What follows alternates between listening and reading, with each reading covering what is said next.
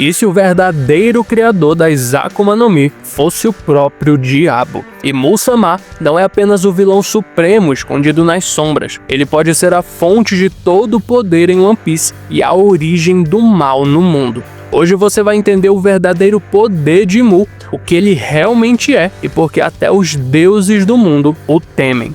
Mas cuidado, ao continuar esse vídeo você pode acabar descobrindo verdades que o governo mundial jamais quis que você soubesse. Então já deixa o like nesse vídeo, se inscreve no canal e ativa o sininho, porque a partir de agora você faz parte da resistência contra o maior vilão da história de One Piece.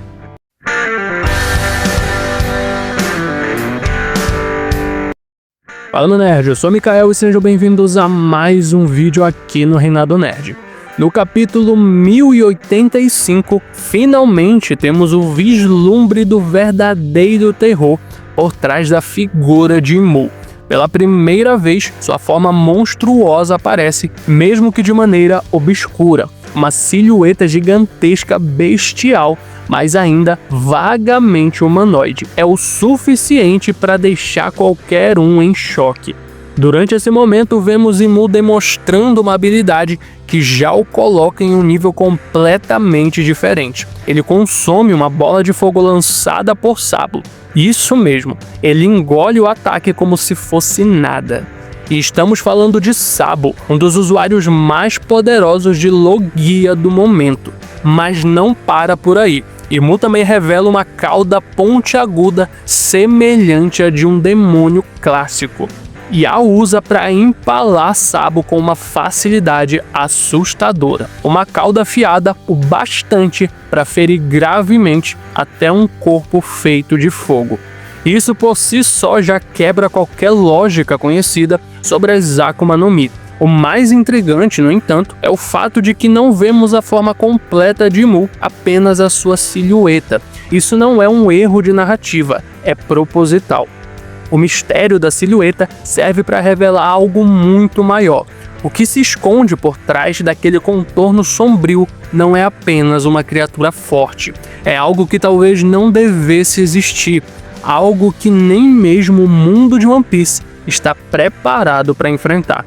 Essa primeira aparição não mostra apenas poder bruto, mas insinua um terror ancestral, como se o próprio conceito de demônio tivesse ganhado forma, e isso é só o começo.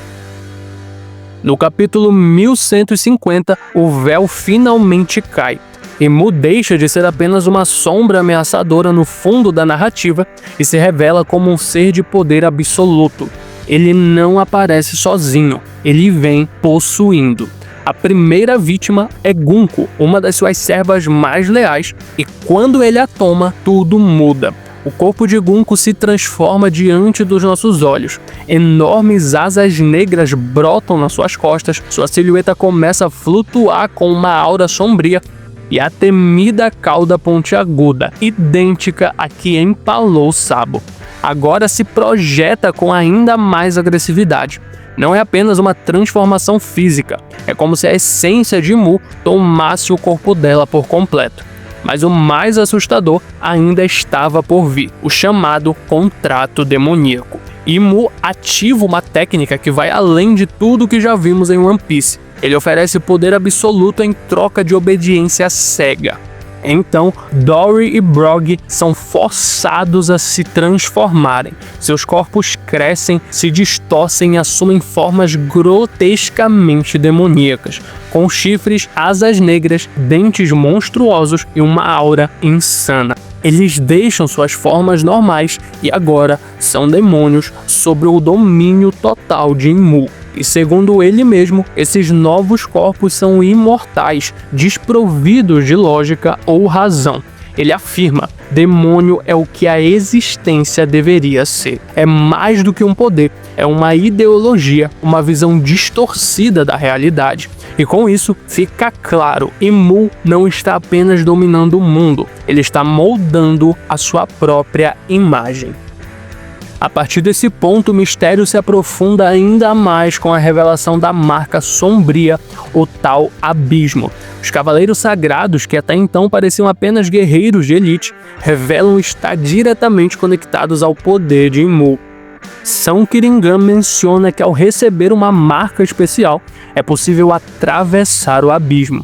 E esse abismo não é só uma metáfora, mas um espaço real, acessado por círculos ritualísticos idênticos aos que vimos os Cavaleiros Sagrados usarem.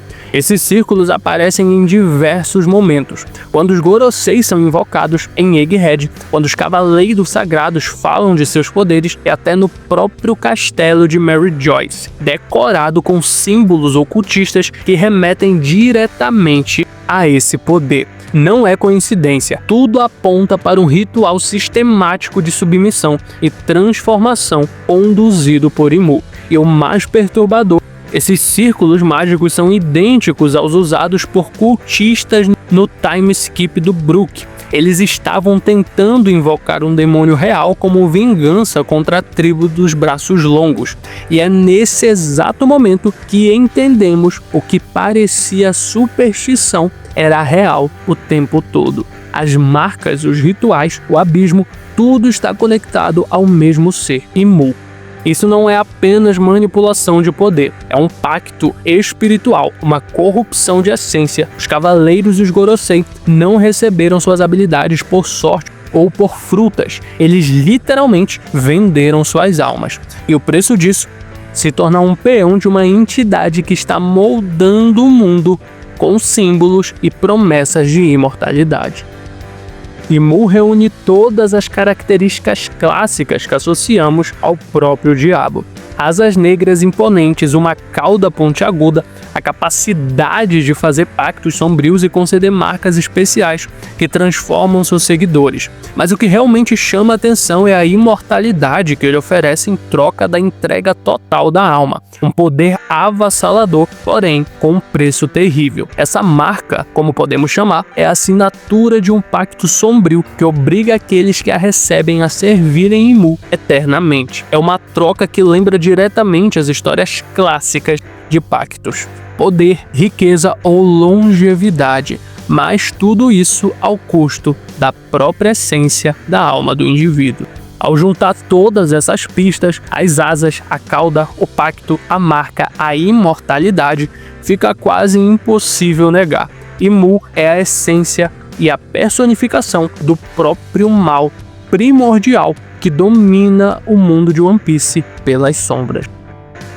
Uma das teorias mais impactantes que podemos extrair é que Imu não é apenas um vilão poderoso, mas o verdadeiro progenitor das Akuma no Mi, ou como são chamadas, as frutas do diabo. A ideia é que essas frutas nada mais são do que fragmentos do seu poder espalhados pelo mundo como um fruto proibido, que concede poderes sobrenaturais, mas corrompe aqueles que as consomem. Essa teoria ganha força quando analisamos as formas demoníacas dos Gorosei.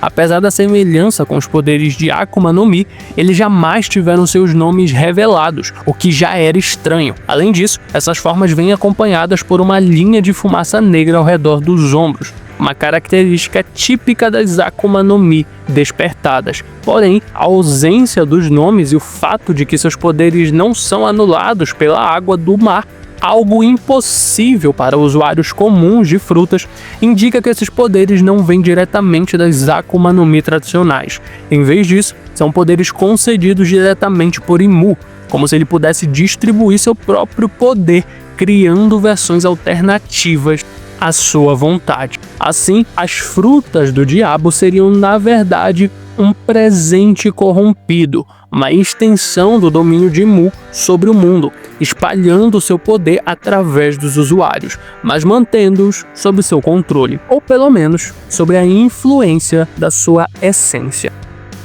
Um dos maiores indícios de que os poderes dos Gorosei não vêm das tradicionais Akuma no Mi está no comportamento deles diante da água do mar, conhecida por anular as habilidades dessas frutas.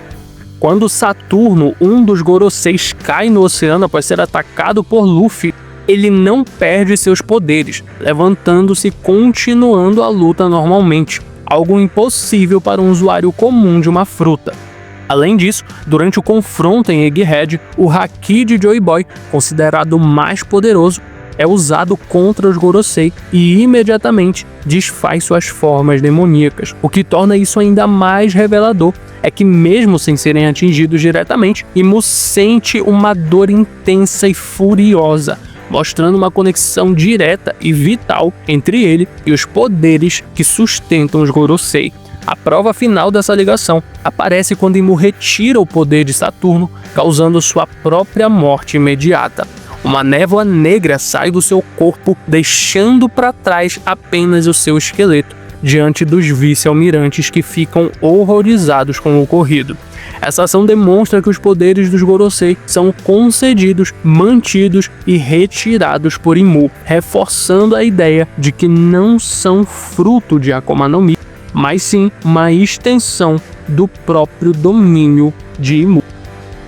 No universo sombrio de Imu, existe uma contraparte divina que representa a esperança e a luz, a Hito no Mi, modelo Nika. Essa fruta é o oposto perfeito do poder demoníaco de Imu, simbolizando a força da libertação e da redenção. Gunko, possuída por Imu, demonstra um medo real e imediato ao ouvir o nome Nika, revelando que essa força representa uma ameaça direta e profunda ao domínio do vilão. Esse medo não é à toa, pois Nika personifica o poder que pode quebrar os pactos sombrios e trazer de volta aqueles corrompidos pela influência de Imu. Luffy, que carrega essa fruta, emerge como o redentor destinado a enfrentar o mal primordial.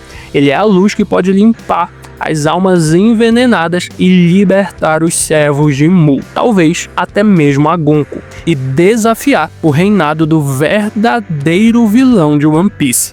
A batalha entre Imu e Nika não é apenas física, mas uma luta entre escuridão e luz, corrupção e salvação.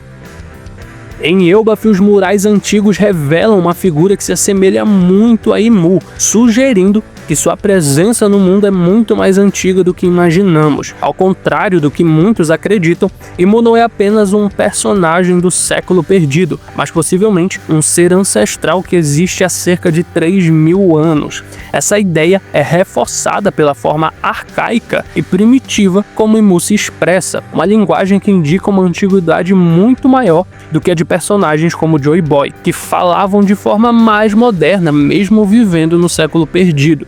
Esses detalhes apontam que Imu é um dos grandes mistérios do mundo de One Piece, um governante secreto que atravessou eras, manipulando os destinos dos personagens e moldando o próprio curso da história.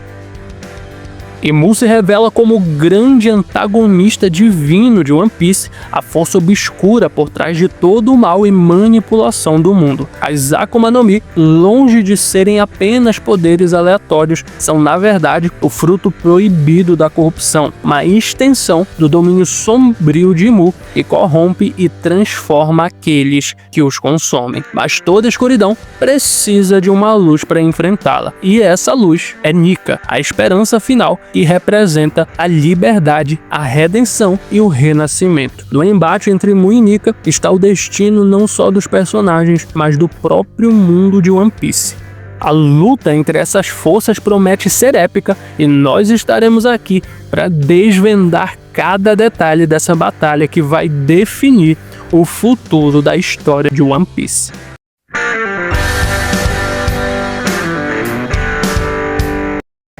Mas é isso aí, galera. Se você curtiu essa teoria e quer ficar por dentro de tudo sobre One Piece, não esquece de se inscrever no canal, ativar o sininho e deixar o teu like, caso você ainda não o deixou. Se você tem alguma teoria ou alguma opinião sobre isso tudo, deixa aqui nos comentários que eu vou estar lendo e a gente continua esse debate aqui embaixo. Mas é isso aí, espero que você tenha curtido o vídeo. Se você gostou, clique em um desses vídeos aqui para continuar maratonando o Reinado Nerd, que eu tenho certeza que você vai curtir.